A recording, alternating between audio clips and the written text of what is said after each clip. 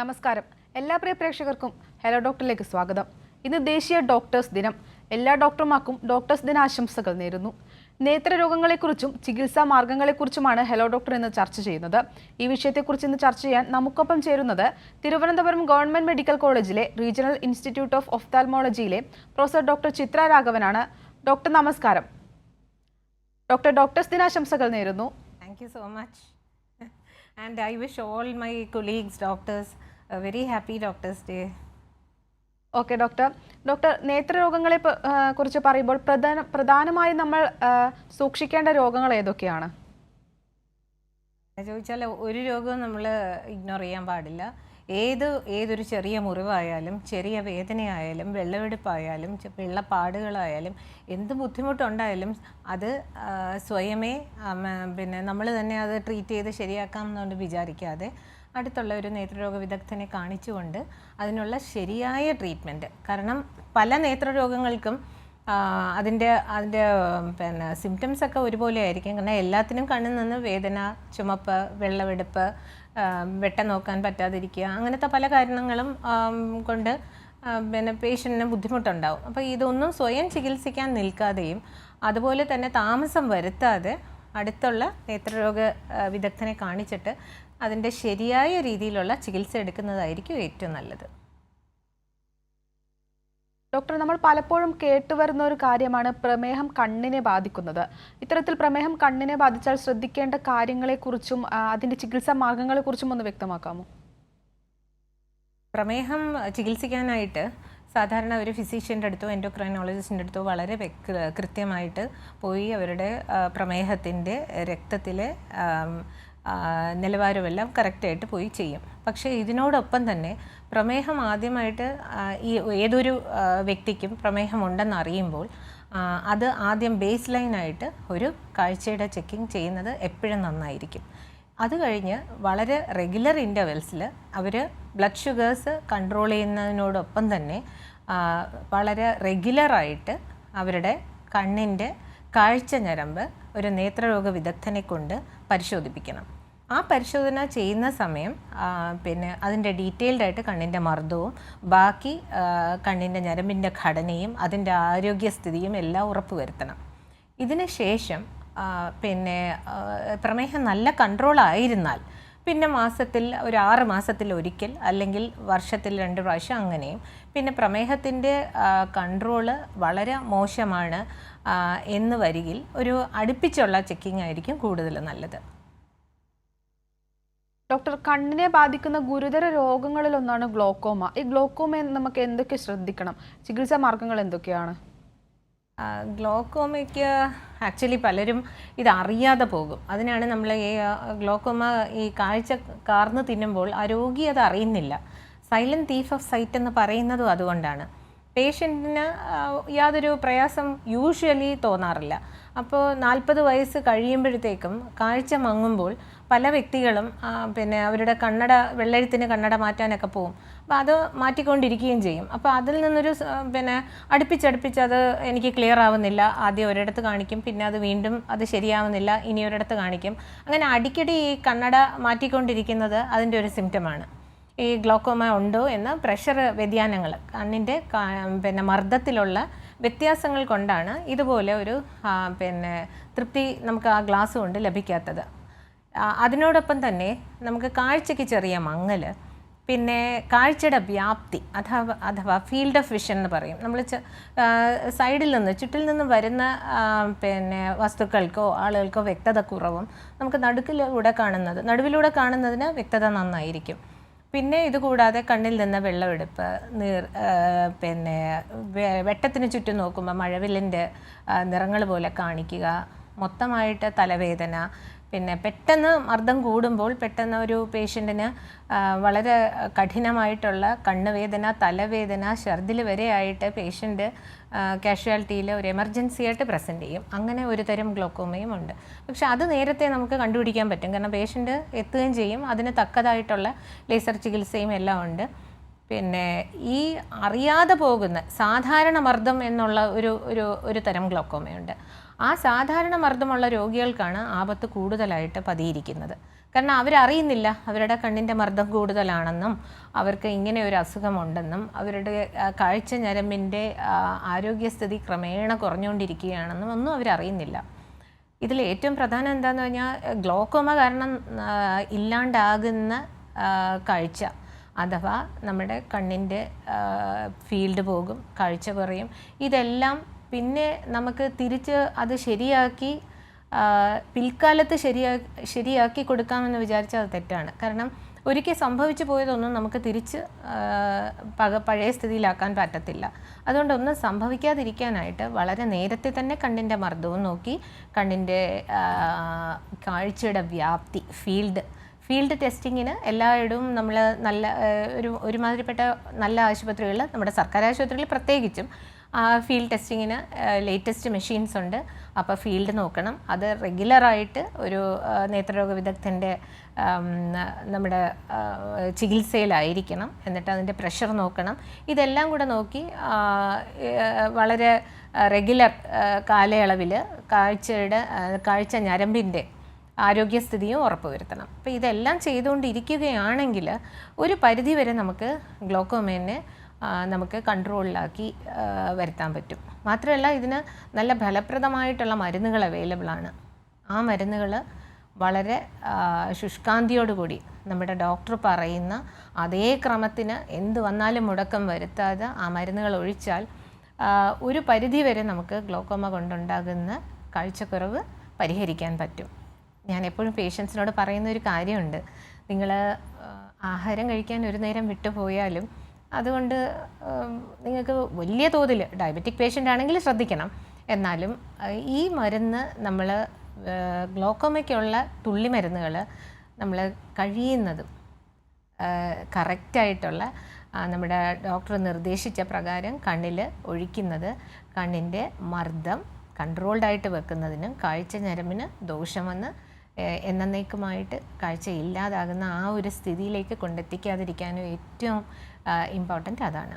പിന്നെ ഈ മരുന്ന് കൊണ്ട് ചികിത്സിച്ചിട്ടും അത് കൺട്രോൾ ആവാത്ത ഗ്ലോക്കോമയ്ക്ക് സർജറി ചെയ്യണം. സർജറി ഉണ്ട്, ലേസർ ചികിത്സയുണ്ട്, ഇത് അങ്ങനെ പലവിധമായിട്ടുള്ള ചികിത്സയുണ്ട്. ഇതെല്ലാം ഒരു നല്ല ആശുപത്രിയിൽ ഒരു നേത്രരോഗ വിദഗ്ധൻ്റെ പിന്നെ ക്ലോസ് ഫോളോ അപ്പിൽ അവർ പറയുന്ന കാലയളവിൽ കാണിച്ചു കൊണ്ടിരിക്കുകയും അതിൻ്റെ ചികിത്സാ വിധികൾ കറക്റ്റായിട്ട് ചെയ്തുകൊണ്ടിരിക്കുകയും വേണം.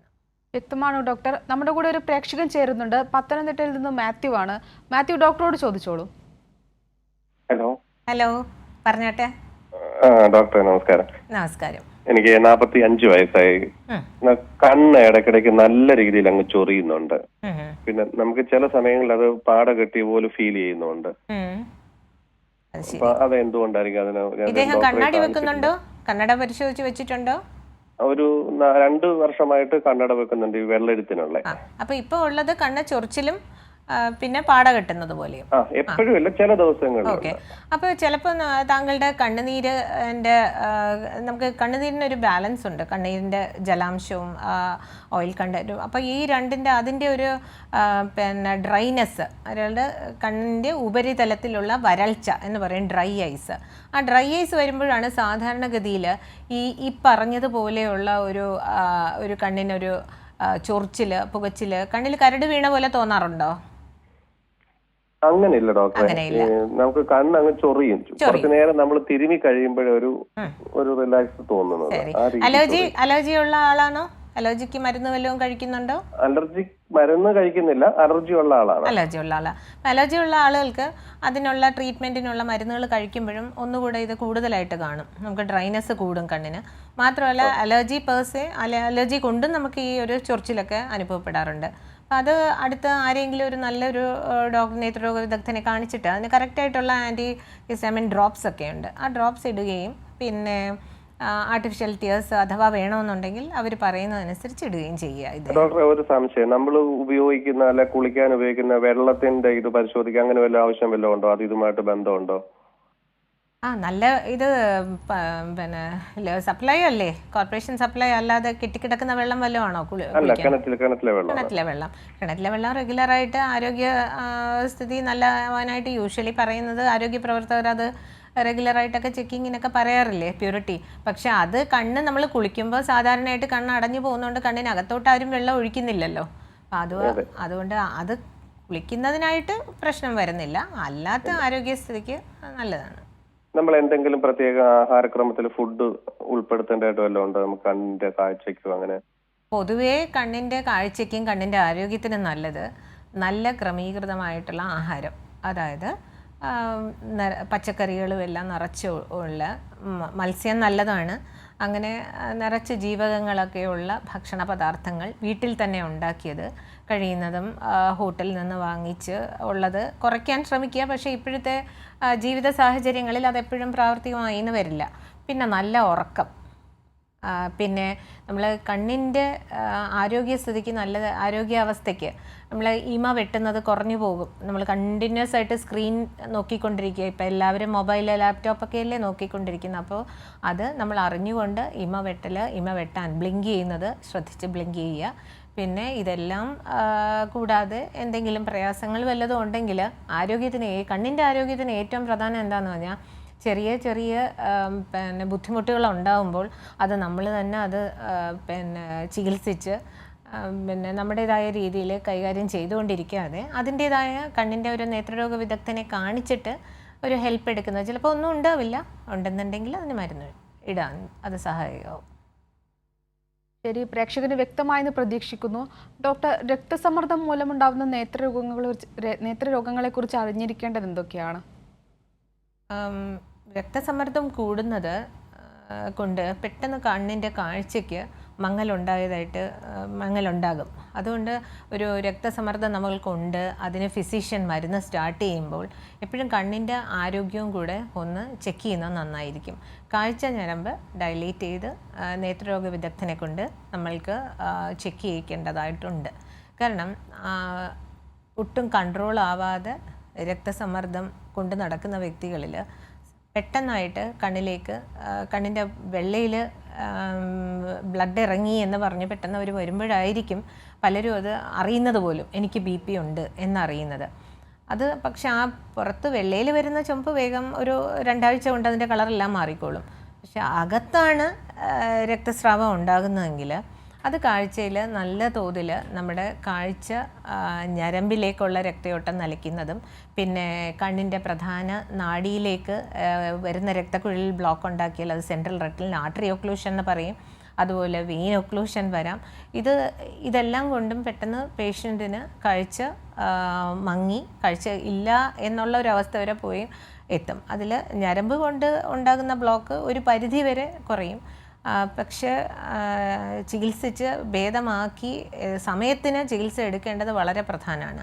ഇത് കൂടാതെ ഗർഭിണികളിൽ കാണുന്ന പിന്നെ BP, അതായത് രക്തസമ്മർദ്ദം, അത് വളരെ ശ്രദ്ധയോടുകൂടെ കൈകാര്യം ചെയ്യേണ്ടതാണ്. കാരണം അത് കറക്റ്റായിട്ട് അത് ചെക്ക് ചെയ്ത് അവരുടെ പിന്നെ കണ്ണിൻ്റെ ആരോഗ്യം ഉറപ്പ് വരുത്തേണ്ടതാണ്. അതിന് കറക്റ്റായിട്ടൊരു നേത്രരോഗ വിദഗ്ധനെ കൊണ്ട് അത് കാണിക്കുകയും ഇതുപോലെ ചെറുപ്പക്കാരിലും വരും, പെട്ടെന്ന് രക്തസമ്മർദ്ദം കൂടിയിട്ട് കാഴ്ച ഞരമ്പിനെ എഫക്റ്റ് ചെയ്തുകൊണ്ട് വരും. അതും ഉടൻ തന്നെ കൺട്രോൾ ചെയ്യണം. അപ്പോൾ രക്തസമ്മർദ്ദം കൺട്രോൾ ചെയ്യുന്നതിനോടൊപ്പം കണ്ണിന് കാഴ്ച ഞരമ്പ് ഡീറ്റെയിൽഡായിട്ട് പരിശോധിച്ച് അതിനുള്ള ചികിത്സയും തേടേണ്ടത് വളരെ അത്യാവശ്യമാണ്. ഡോക്ടർ, എന്താണ് നേത്രപടല അന്ധത? ഈ ഒരു പ്രശ്നത്തിനുള്ള പരിഹാരം എന്താണ്? നേത്രപടലം എന്ന് പറയുമ്പോൾ കണ്ണിൻ്റെ മുന്നിലുള്ള സുതാര്യമായ കോർണിയ. ഈ കോർണിയയിൽ എന്തെങ്കിലും കാരണവശാൽ അതിൻ്റെ സുതാര്യത പോവുക, അതായത് മുറിവുണ്ടായിട്ട് അത് ഉണങ്ങുമ്പോൾ ഒരു വെള്ളപ്പാട് വരും. അതുപോലെ തന്നെ പിന്നെ എന്തെങ്കിലും രീതിയിലുള്ള അണുബാധ കണ്ണിന് ബാധിച്ചിട്ട് അത് വളരെ ചികിത്സയിൽ വിധേയമാകാതെ പഴുത്ത് വ്യാപിച്ച് നല്ല വലിയ വെള്ളപ്പാടൊക്കെ ആയിപ്പോയെങ്കിൽ അത് പേഷ്യൻറ്റിനെ കാണാൻ വയ്യാതാവും. പിന്നെ ജീവകങ്ങളുടെ അല്ലെങ്കിൽ ആഹാരക്കുറവ്, ഇതെല്ലാം കൊണ്ട് വൈറ്റമിൻ എ ഡെഫിഷ്യൻസി കൊണ്ടും നേത്രപടല അന്ധത വരാറുണ്ട്. പിന്നെ പാരമ്പര്യമായിട്ടും ചില കുടുംബങ്ങളിലെ പിന്നെ കോർണിയൽ ഡിസ്ട്രോഫി എന്ന് പറയുന്ന ഒരു രോഗാവസ്ഥയുണ്ട്. അത് വരുമ്പോൾ കണ്ണിൻ്റെ ഈ കൃഷ്ണമണി, അതായത് നേത്രപടലം മുന്നിലേക്ക് തള്ളി വരുന്ന ഒരു അവസ്ഥയാണ്. ഇങ്ങനെ ക്രമേണ തള്ളി വരുമ്പോൾ പേഷ്യൻറ്റിന് കാഴ്ച കുറയുകയും ചെയ്യും. അങ്ങനെ ആ കാഴ്ച കുറഞ്ഞ് പോകുന്ന അവസ്ഥയിൽ അത് ചില സമയം അനിയന്ത്രിതമായ വേദനയും എല്ലാം വന്നിട്ട് തിരിച്ച് അതിന് വീണ്ടും വെള്ളപ്പാട് വന്ന് ഹീൽ ചെയ്യും. സോ ആ ഒരു കാരണവശാലും വരും. പിന്നെ അല്ലാത്ത ഈ പലതരം അണുബാധ കൊണ്ടും ഇതുപോലെ നേത്രപടലാന്ധത വരാം.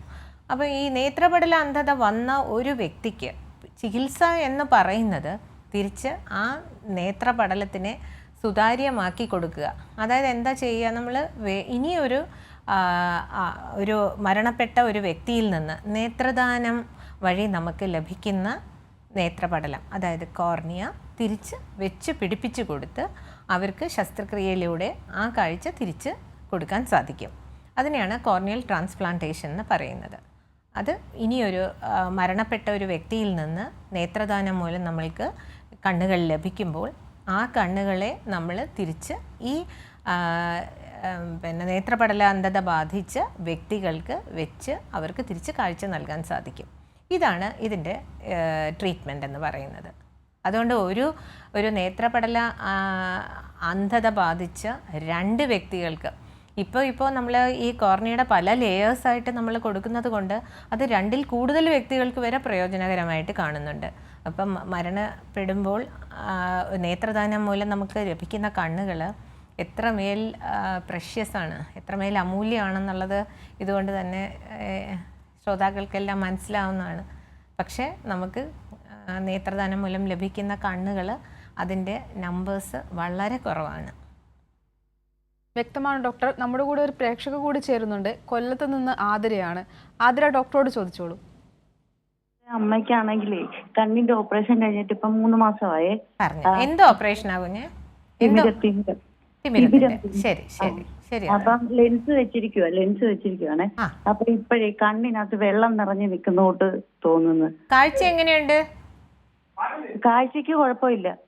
കണ്ണില് വെള്ളം നിറഞ്ഞു നിൽക്കുന്നു. മരുന്നുകൾ തീർന്നുവോ? തീർന്നു. എത്ര നാളായി? 2 മാസം? 3 മാസം കഴിഞ്ഞു. 3 മാസമായി. അപ്പൊ ഇപ്പൊ ഇനിയും കണ്ണിൽ നിന്ന് വെള്ളം എടുക്കാനുള്ള കാരണം പുറത്തോട്ട് വരുന്നില്ല ഡോക്ടറെ. കണ്ണിനകത്ത് ഇങ്ങനെ നിറഞ്ഞു നിറഞ്ഞു നിൽക്കുന്ന പോലെ. അങ്ങനെ കണ്ണുനീര് കെട്ടി നിൽക്കുന്നത് തന്നെ ഒരു ഡ്രൈനെസ്, അതായത് നമ്മൾ ഈ ഉപരിതല വരൾച്ച, മരുന്നെല്ലാം ഒഴിച്ചതും സർജറി കഴിഞ്ഞിട്ടും സാധാരണയായിട്ട് രോഗികളിൽ കാണാറുണ്ട് ഇത്. അപ്പോൾ അത് നമുക്ക് ഈ കണ്ണുനീരിൻ്റെ പിന്നെ അളവും അതിൻ്റെ കോൺസ്റ്റിറ്റ്യൂൻസ്, അതിനകത്ത് ബാലൻസും എല്ലാം നമുക്കൊന്ന് ചെക്ക് ചെയ്യണം. കണ്ണീര് ആവശ്യത്തിനുണ്ടോ, ഇവർക്ക് ഡ്രൈനെസ് ഉണ്ടോ, അതായത് വരൾച്ച ഉണ്ടോ എന്നുള്ളത് ചെക്ക് ചെയ്തിട്ട് മാത്രമേ നമുക്ക് അറിയാൻ പറ്റത്തുള്ളൂ. അതുകൊണ്ട് അമ്മയെ ഒന്ന് അടുത്തുള്ള ഒരു ആശുപത്രി കൊണ്ടുപോയി ഹോസ്പിറ്റലിൽ കൊണ്ടുവന്നായിരുന്നു. കൊണ്ടുചെന്ന് കാണിച്ചോ? പറഞ്ഞ് കണ്ണിനകത്ത് ഡ്രൈ ആന്ന് പറഞ്ഞു. അത് തന്നെ, അതുകൊണ്ടാണ് അത് ഡ്രൈനെസ് വരുന്നത്. ഈ നമ്മുടെ കണ്ണീരിൻ്റെ അളവിൽ മാത്രമല്ല, അതിൻ്റെ ചേരുവകളിലുള്ള വ്യതിയാനങ്ങളിലും അതങ്ങനെ വരാറുണ്ട്. സർജറി കഴിയുമ്പോൾ പേഷ്യൻസിന് അത് കുറച്ച് കൂടുതലായിട്ട് കാണാറുണ്ട്. കുറച്ച് നാളത്തേക്ക് ആ ഡോക്ടറോട് ഇപ്പം കാണിച്ചില്ലേ, ഡ്രൈ ഐ ആണെന്ന് പറഞ്ഞതുകൊണ്ട് ആർട്ടിഫിഷ്യൽ ടിയേഴ്സ് എന്ന് പറഞ്ഞ് കണ്ണുനീരിന് തത്തുല്യമായിട്ടുള്ള മരുന്നുകൾ ലഭ്യമാണ്. അപ്പോൾ അത് വാങ്ങിച്ചിട്ട് കണ്ണിൽ ഒഴിച്ചു കൊടുത്താൽ അമ്മയ്ക്ക് നല്ല ആശ്വാസം കിട്ടും. അതും കുറേ നാൾ അത് കൊണ്ട് ആശ്വാസം കിട്ടിയില്ലെങ്കിൽ കുറച്ച് നാൾ അത് ഉപയോഗിച്ചിട്ട് പിന്നെയും ഡോക്ടറെ ഒന്ന് കൺസൾട്ട് ചെയ്യുന്നത് നന്നായിരിക്കും. ശരി, പ്രേക്ഷകർക്ക് വ്യക്തമായെന്ന് പ്രതീക്ഷിക്കുന്നു. ഡോക്ടർ, പ്രായം കൂടുന്തോറും കണ്ണുകളെ ബാധിക്കുന്ന പ്രധാന രോഗങ്ങൾ എന്തൊക്കെയാണ്? തിമിരമല്ലാതെ മറ്റെന്തെല്ലാം പ്രശ്നങ്ങൾ കണ്ണുകളെ ബാധിക്കാം? ഇത് എത്രത്തോളം ഗുരുതരമാണ്? അതുപോലെ ചികിത്സാ മാർഗങ്ങൾ എന്തൊക്കെയാണ്? പ്രായം കൂടുമ്പോൾ പ്രമേഹം, ഇപ്പം പ്രായം കൂടുമ്പോൾ കണ്ടുവരുന്ന ഒരു രോഗമാണ് പ്രമേഹം, രക്തസമ്മർദ്ദം, അങ്ങനത്തെ പല രോഗങ്ങൾ. അപ്പോൾ തിമിരം മൂലമുള്ള പിന്നെ കാഴ്ചക്കുറവ്, ഇതെല്ലാം വിട്ടിട്ട് ഇപ്പോൾ ആളുകൾക്ക് ഒരു പ്രായം കഴിയുമ്പോൾ നമ്മൾ കണ്ടുവരുന്ന വളരെ കോമൺ ആയിട്ട് നമ്മൾ കണ്ടുവരുന്ന ഒരു അവസ്ഥയാണ് ഏജ് റിലേറ്റഡ് മാക്കുലാർ ഡീജനറേഷൻ. അതായത് പ്രായം കൂടുതലാകുമ്പോൾ വരുന്ന നമ്മുടെ റെറ്റിനയിലെ അതായത് മാക്കുല. റെറ്റിന എന്ന് പറയുന്നത് നമ്മുടെ കണ്ണിനകത്ത് കാഴ്ച ഞരമ്പാണ്. ആ കാഴ്ച ഞരമ്പിൻ്റെ മധ്യഭാഗത്തായിട്ട് മാക്കുല എന്നുള്ളൊരു ഒരു ഏരിയ ഉണ്ട്. അതാണ് നമ്മൾ സൂക്ഷ്മ ദർശനത്തിന്, അതാണ് ഷാർപ്പസ്റ്റ് വിഷൻ. അപ്പോൾ ആ ഒരു ഏരിയയിൽ നമ്മൾക്ക് ചേഞ്ചുകൾ വരുന്നതായിട്ട് കാണുന്നു. റെറ്റിനയുടെ താഴത്തെ ലെയേഴ്സിൽ അതിനുണ്ടാകുന്ന വ്യതിയാനങ്ങളിലാണ് ഇങ്ങനത്തെ ഒരു കണ്ടീഷൻ കണ്ടുവരുന്നത്. അപ്പോൾ അതിനെയാണ് ഏജ് റിലേറ്റഡ് മാക്കുലാർ ഡീജനറേഷൻ. പേഷ്യൻറ്റിന് തോന്നും എൻ്റെ കാഴ്ച അത്ര അങ്ങോട്ട് ശരിയാവുന്നില്ല, വ്യക്തതയില്ല. പിന്നെ മാത്രമല്ല അവർക്ക് ഈ നേർരേഖകൾ ലൈൻസ് എല്ലാം കുറച്ച് വളഞ്ഞതായിട്ട് കാണുന്നു എന്ന് വേറൊരു കംപ്ലയിൻ്റ് അവർ പറയും. ഇതുകൂടാതെ നോക്കുമ്പോൾ അവർക്ക് പിന്നെ സെൻട്രൽ, അതായത് ഒരു വസ്തു നോക്കുമ്പോൾ അതിൻ്റെ മധ്യഭാഗം വ്യക്തമാവില്ല. എന്നാൽ സൈഡിൽ നിന്ന് വശങ്ങളിൽ നിന്നുള്ളത് കുറച്ചുകൂടെ വ്യക്തത ലഭിക്കും. ഇതങ്ങോട്ട് പിന്നെ കൂടി വരുമ്പോഴത്തേക്കും അവരുടെ പ്രായം കൂടുന്നതനുസരിച്ച് ഈ കണ്ണിൻ്റെ കാഴ്ച ഞരമ്പിൻ്റെ ജീർണത, ഈ ഡീജനറേഷൻ കൂടുന്നതനുസരിച്ച് അവർക്ക് ഈ മങ്ങൽ പിന്നെയും കൂടുന്നതായിട്ട് തോന്നും. അപ്പോൾ ഇങ്ങനെ ഉള്ള വ്യക്തികൾക്ക് യൂഷ്വലി പാരമ്പര്യം ഒരു ഘടകമാണ്. അപ്പോൾ അതും കൂടെ ഒന്ന് ചോദിക്കുക നന്നായിരിക്കും. അവരുടെ വീട്ടിൽ ഇങ്ങനെ പിന്നെ അച്ഛനമ്മയ്ക്കോ അല്ലെ അപ്പൂപ്പനമ്മയ്ക്കോ ഒക്കെ ഇങ്ങനെ ഉണ്ടായിരുന്നോ എന്ന് ചോദിക്കുമ്പോൾ കുറച്ചുകൂടെ നമുക്കൊരു ഹിസ്റ്ററിയിൽ അതും അറിയാൻ പറ്റും. ഇത്തരം വ്യക്തികളിൽ നമ്മൾ നേരത്തെ ഇത് കണ്ടുപിടിച്ചിട്ട് റെഗുലറായിട്ട് അവർക്ക് ചെക്കിംഗ് ഒക്കെ ഉണ്ട്. അതിന് കണ്ണിനകത്ത് ഫ്ലൂറസൻ ആൻജിയോഗ്രാഫി, അതുപോലെ തന്നെ സ്കാനുകളുണ്ട്, OCT, അങ്ങനത്തെ സ്കാൻസ് എല്ലാം ചെയ്യുമ്പോൾ നമ്മൾക്കത് വ്യക്തമായിട്ട് ഈ രോഗാവസ്ഥ മനസ്സിലാക്കാൻ പറ്റും. അങ്ങനെ മനസ്സിലാക്കി കഴിയുമ്പോൾ നമ്മളത് അവരെ പറഞ്ഞ് മനസ്സിലാക്കുകയും അതിന് ചില ചികിത്സാ രീതികൾ അതവർക്ക് പറഞ്ഞു കൊടുക്കുകയും വേണം. ചില രീതിയിലുള്ളത് ലേസർ ചികിത്സയും, പക്ഷേ ഇതിന് കണ്ണിനകത്ത് ഇഞ്ചക്ഷൻ എടുക്കേണ്ടതായിട്ടുള്ള ഒരു കണ്ടീഷനാണിത്. ചില ഇഞ്ചക്ഷൻസ്, കുറച്ച് വില കൂടുതലായിട്ടുള്ള ഇഞ്ചക്ഷൻസ് ലഭ്യമാണ്. അത് കണ്ണിനകത്ത് കുത്തിവെക്കുന്നത് മൂലം പേഷ്യൻറ്റിൻ്റെ കാഴ്ച ഒരു പരിധി വരെ ഇമ്പ്രൂവ് ചെയ്യും. ഒരൊറ്റ കുത്തിവെപ്പ് കൊണ്ട് അത് ശരിയാകണമെന്നില്ല. ഡോക്ടർ, ഞാനൊന്ന് ഇടപെടുകയാണ്. നമ്മുടെ കൂടെ ഒരു പ്രേക്ഷകൻ ചേരുന്നുണ്ട്. കോഴിക്കോട് നിന്ന് രതീഷാണ്. രതീഷ്, ഡോക്ടറോട് ചോദിച്ചോളൂ. നമസ്കാരം ഡോക്ടറെ. നമസ്കാരം. എൻ്റെ പേര് രതീഷ്, ഞാൻ കോഴിക്കോട് നിന്നാണ്. പറഞ്ഞോട്ടെ. അത് എൻ്റെ കണ്ണിന്റെ ഫ്രണ്ടിലായിട്ട് ഒരു കുത്തു പോലെ ഇങ്ങനെ കാണുന്നു. അത് നമ്മൾ അങ്ങോട്ടും ഇങ്ങോട്ടും ലെഫ്റ്റ് റൈറ്റ് നോക്കുമ്പോൾ അങ്ങോട്ടും ഇങ്ങോട്ടും നീങ്ങി കളിക്കും. ഒരു കുത്തായിട്ട് ഇങ്ങനെ കാണുന്നു. അത് ആദ്യം മുതലേ ഉള്ള അതേ സ്ഥാനത്ത് തന്നെയല്ലേ അത് കണ്ടുവരുന്നത്? അതെ. അത് ഇതിപ്പോ കുത്ത് അധികമാകുന്നത് പോലെ തോന്നിയിട്ടുണ്ട്. കുത്ത് ആദ്യം എത്രയായിരുന്നു ഇദ്ദേഹത്തിന്? ആദ്യം ഒരു ഏകദേശം ഒരു 2-3 ആയിരുന്നോ അതോ ഒരുപാട് ക്രമാതീതമായിട്ട്? ആദ്യം വളരെ കുറവായിരുന്നു. ശരി. അവിടെ 2 ഭാഗത്തായിട്ട് 3-4 ഒക്കെ കാണും. ഇപ്പം കുറച്ച് കൂടുതലായിട്ട് എനിക്ക് ഫീൽ ചെയ്യുന്നുണ്ട്. അത് ആ ചില കുത്തുകളൊക്കെ ചിലതൊരു ചെറിയൊരു വലയുടെ കഷ്ണം പോലെയൊക്കെ തോന്നും. ചിലന്തി വല പോലെയൊക്കെ. ചെറുപ്പത്തിൽ ഗ്ലാസ് വെക്കുമായിരുന്നോ? ഷോർട്ട് സൈറ്റ് ഒന്നുമില്ല? ഇല്ല, അങ്ങനത്തെ ഷോർട്ട് സൈറ്റോ അങ്ങനെ കാര്യങ്ങളൊന്നും. ഓക്കെ. നമ്മുടെ കണ്ണിനകത്ത് ഒരു ജെല്ല് മാതിരി വിട്രിയസ് എന്ന് പറഞ്ഞു. അപ്പൊ അതിനകത്ത് പ്രായം കൂടുമ്പോഴും അല്ലാതെ തന്നെ ഷോർട്ട് സൈറ്റ് ഉള്ളവർക്കും എല്ലാം വരുന്ന ചെറിയ ഡീജനറേഷൻസ് വരും. അതായത് പ്രായാധിക്യം വരുമ്പോഴത്തേക്കും ഉള്ള ചേഞ്ചുകളിൽ ഒന്നാണ് ഈ വിട്രിയസിൽ വരുന്ന, ഈ ജെല്ലിൽ വരുന്ന ഫ്ലോട്ടേഴ്സ് എന്ന് പറയും. ആ ഫ്ലോട്ടേഴ്സ് ഒരു കുറച്ച് നമ്പേഴ്സ് ആണെങ്കിൽ, അതായത് ഇപ്പം ആദ്യം പറഞ്ഞല്ലോ, ആദ്യം 3-4 എണ്ണേ ഉണ്ടായിരുന്നുള്ളൂ, പിന്നെ അത് ക്രമേണ കൂടുന്നത് അത്ര വിഷയമല്ല. എന്നാലും ഈ ഫ്ലോട്ടേഴ്സ് കാണുമ്പോൾ നമ്മൾ ഏറ്റവും നല്ലത് ഒരു കണ്ണിൻ്റെ ഒരു ഡീറ്റെയിൽഡ് ഇവാലുവേഷൻ, അതായത് മരുന്നൊഴിച്ച് തന്നെ കാഴ്ച ഞരമ്പ് പരിശോധിക്കണം. കാരണം ഇത് വേറെ റെറ്റിനയിൽ എന്തെങ്കിലും ഒരു ഇറിറ്റേഷനോ ഒരു ചേഞ്ചോ എല്ലാത്തിനും ഒരു മുൻഗാമിയായിട്ട് കാണാറുണ്ട്. അപ്പോൾ ഇതിൻ്റെ നമ്പേഴ്സ് ഇപ്പം ക്രമാതീതമായിട്ട് വർദ്ധിച്ചു എന്ന് പറയുന്ന സ്ഥിതിക്ക് എത്രയും വേഗം ഒന്ന് കണ്ണ് ഡീറ്റെയിൽഡ് ആയിട്ട് ഒരു നമ്മുടെ റെറ്റിനെ ഒന്ന് ഇവാലുവേറ്റ് ചെയ്യണം. അതായത് റെറ്റിനയുടെ ഒരു പരിശോധന ചെയ്യുന്നത് നന്നായിരിക്കും. കണ്ണിന്റെ റെറ്റിനയുടെ പരിശോധന? അതെ. അത് കണ്ണിൽ മരുന്നൊഴിച്ച് നമ്മൾ വികസിപ്പിച്ച് തന്നെ നോക്കി പിന്നെ പരിശോധന ചെയ്യണം. നേരത്തെ ഞാനൊരു ഡോക്ടറോട് ചോദിച്ചപ്പോ അത് അവിടെ ഒരു കാണപ്പെടുന്ന വലിയൊരു പ്രശ്നം. ഇടപെടുകയാണ് ഡോക്ടർ. നേത്രരോഗങ്ങളെ കുറിച്ചും ചികിത്സാ മാർഗങ്ങളെ കുറിച്ചുമാണ് ഹലോ ഡോക്ടർ എന്ന് സംസാരിച്ചത്. ഇന്ന് നമുക്കൊപ്പം ഈ വിഷയത്തെക്കുറിച്ച് സംസാരിക്കാൻ ചേർന്നത് തിരുവനന്തപുരം ഗവൺമെന്റ് മെഡിക്കൽ കോളേജിലെ റീജിയണൽ ഇൻസ്റ്റിറ്റ്യൂട്ട് ഓഫ് ഒഫ്താൽമോളജിയിലെ പ്രൊഫസർ ഡോക്ടർ ചിത്ര രാഘവനാണ്. ഡോക്ടർ, നന്ദി. ഹലോ ഡോക്ടറിന്റെ അവസാനിക്കുന്നു. നമസ്കാരം.